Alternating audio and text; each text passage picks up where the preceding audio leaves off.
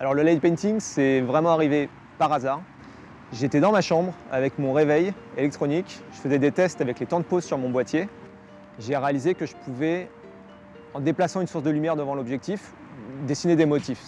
C'est en 2006 que j'ai commencé une série qui s'appelle Light is Life. Mon objectif, c'était un peu de peupler les environnements que je trouvais vierges pendant la nuit. Donc c'était encore une fois près de mon domicile la plupart du temps. C'est des endroits où j'avais l'habitude d'aller moi, donc c'est dans des parcs, c'est dans des jardins, dans des rues, etc. Et je venais en fait créer des personnages qui, peut-être au début, me représentaient.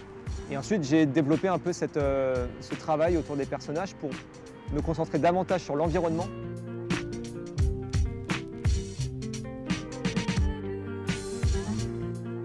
J'ai commencé la série en passant beaucoup de temps à marcher, parce qu'un photographe, ça marche beaucoup. Et c'est un peu au fil de ces balades que j'ai pu trouver des scènes ou des lieux qui m'inspiraient, des histoires. Aujourd'hui, je travaille différemment. J'essaie de faire un repérage en amont avec un outil comme Google Maps qui fonctionne très bien, qui me permet de voir des rues, de voir des emplacements et déjà d'envisager, voire même de dessiner sur du papier des personnages, des scènes que je vais représenter.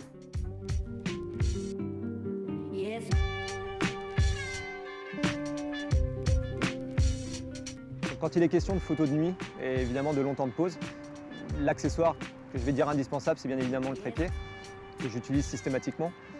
Après, au niveau des tracés, à partir du moment où on peut régler le temps de pause sur son boîtier, on a la possibilité de faire du light painting. Quand j'ai débuté la série Light is Life, je travaillais généralement au téléobjectif. Je voulais vraiment me concentrer sur un espace particulier de la scène photographiée pour montrer mes personnages. C'était le sujet principal de mes prises de vue. Aujourd'hui, je travaille plutôt au grand angle. Je me concentre davantage sur l'environnement. Donc c'est du grand angle pour photographier des grands milieux urbains, pour photographier des grands paysages et venir intégrer un petit personnage ou deux sur la prise de vue. C'est vrai qu'on serait tenté de dire que le light painting, c'est un mélange de la photographie et de la peinture, tout simplement parce que light painting, c'est la peinture de lumière. Je considère que le light painting, ça reste une technique purement photographique.